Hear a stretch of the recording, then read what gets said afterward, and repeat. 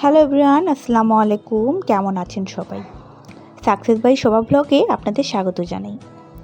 এখন বাজে সকাল 8টা। তো সকাল সকাল উঠেই দেখি প্রচণ্ড রকমের মেঘ, বৃষ্টি। আর এই বৃষ্টিতে আমার পুরো রান্নাঘর ভিজে একাকার হয়ে গেছে, কারণ রাতে জানলাটা লাগানোর একটুও মনে নেই। পরে দেখি ওদিক থেকে প্রচণ্ড হাওয়া দিয়েছে, বাতাস, যার কারণে এত বৃষ্টি আমার ঘরের ভিতরে একদম জমা হয়ে গেছে।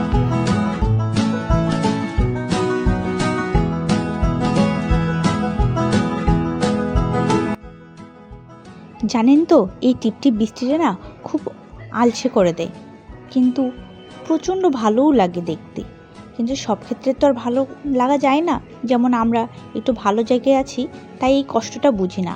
যারা একটু নিচে থাকে তারা এই কষ্ট, সারা রাত মনে হয় এভাবে পানি ছেঁচছে, মানে এত পরিমাণ পানি হয়েছে যে পুরো ওদের ঘরের ভিতরে পানি পর্যন্ত ঢুকে গেছে।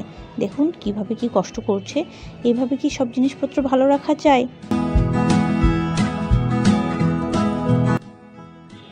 দেখতেই না ভীষণ কষ্ট হচ্ছে। থাক, এভাবে আর বেশি বৃষ্টিতে ভেজা যাবে না। বৃষ্টিতে বেশি ভিজতে গেলে আবার ঠান্ডা লেগে যাবে। চলুন তাড়াতাড়ি ঘরে যাই, প্রচণ্ড খিদা লেগে গেছে আজকে। এখন পর্যন্ত কিছু খাইনি, একটু খেয়ে নিই।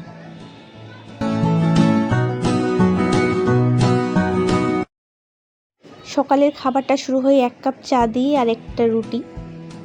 যাক, আজকে একটা ডিমও নিয়েছি। প্রচণ্ড না শরীরটা খারাপ লাগছে, তাই ভাবলাম একটা ডিম খেলে হয়তো বা ভালো লাগবে। আসলে আমি ডিম খেতে পারি না, তবুও একটু দেখি কষ্ট মষ্ট করে যদি খাওয়া যায়। আর 1 কাপ চাই মনে হয় সারাটা দিন চলে যাবে।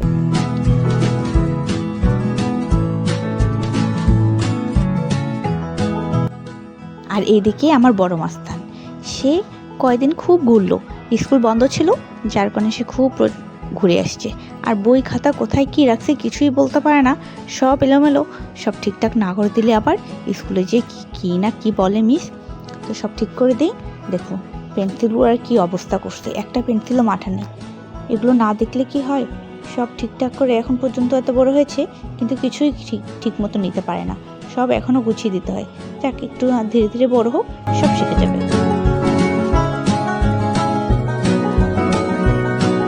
এদিকে ছোট ছোট কাজগুলো হয়ে গেছে, এখন বড় কাজ হচ্ছে ভাতটা তাড়াতাড়ি রান্না করে নিই, নাহলে আবার স্কুলে দিতে গেলে খুব দেরি হয়ে যাবে।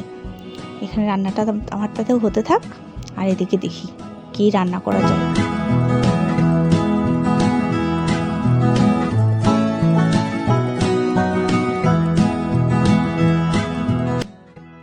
জানেন তো, 2 দিন আগে বাইরে থেকে 3টা আম কিনেছি। এত খেতে ইচ্ছে করছিল। ওরে বাবা, এগুলো কি আম কে জানে, বললো আশিন আম। এত পরিমাণে টক, মানে এটা ভর্তা ছাড়া কোনোভাবেই খাওয়া সম্ভব না। এই জন্য একটু ভর্তা করে নিলাম। আসলে অনেক দিন হলো ভর্তা খাই না, একা একা মানুষ, করতে গেলেও না আলসে লাগে, এই জন্য আর খাওয়াই হয় না। তাই ভাবলাম নষ্ট না করে একটা ভর্তা করে খাই, দেখি কেমন লাগে। আর একটা আম পুরোই 1 কেজি হয়েছে।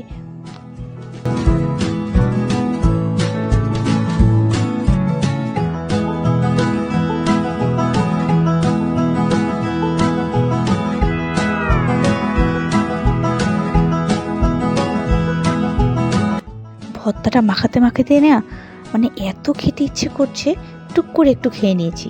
ওটার ভিডিও করতে দেইনি, খারাপ লাগবে বলে। কিন্তু আসলে ভর্তাটা প্রচণ্ড মজা হয়েছে। অনেক দিন পর খেয়েছি বলে সেজন্য নাকি, কিন্তু না, আসলেই ভর্তাটা খুব মজা হয়েছে।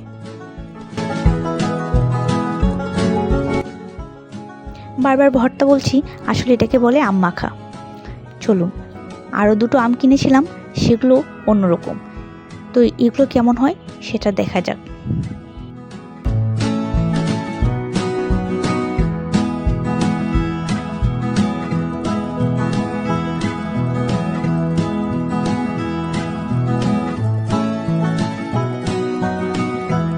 ও মা, কাটতে দেখি কি সুন্দর লাল, আরে এত মিষ্টি। এগুলো যে কী আম বলেছিল জানি না। এখন কিন্তু আম প্রায় শেষ, আম পাওয়া যায় না বললেই চলে, কিন্তু এই আম এত মিষ্টি। এটা যে কী আম জানি না, ভাগ্যিস 2টো শুধু কিনেছি, আর কিনতে পারিনি। যাক, এই 2টো খেয়েই এবার এই বছর মনটা ভরে, তারপরের বছর দেখা যাবে কীরকম আম খাওয়া যায়। আমগুলো কিন্তু অদ্ভুত সুন্দর, তাই না? যাই দিয়ে আসি, ছেলেটা খেয়ে স্কুলে চলে যাবে। এ কদিন বাইরে খুব ঘুরেছে, হোমওয়ার্কগুলোও পর্যন্ত সে ভালো মতো করেনি, তাই বসিয়ে দিয়েছি হোমওয়ার্কগুলো কর, তারপরে তোর স্কুলে যাওয়া।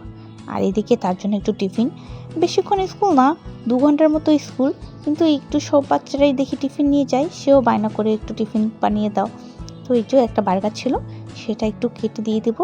বার্গারটা অনেক বড়, সেজন্য এতখানি দিব না, খেতে পারবে না, পুরোটাই নষ্ট করবে, তো অর্ধেক কেটে দিই, সে নিয়ে যাক, আর আমিও এদিকে আমার কাজগুলো শেষ করে দিই।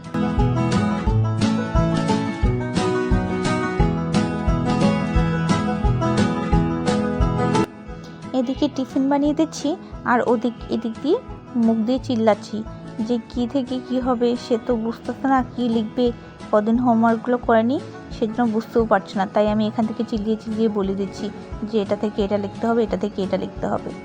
খুব চঞ্চল জানেন তো, এই জন্য বেশিক্ষণ বসে রাখা যায় না যে কি পড়বে না পড়বে।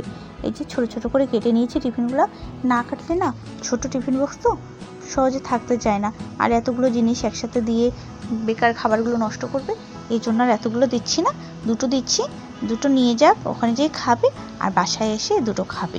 এখন তো আম খেয়ে গেল, এখন আস্তে আস্তে তো দুপুর হয়ে যাবে, তো এখন আর দরকার নেই, তো একটু এটা নিয়ে যাক, আর এটা আসে, সে পরে আসে বিকেলে, তাকে নাস্তা করে দিয়ে দেবো।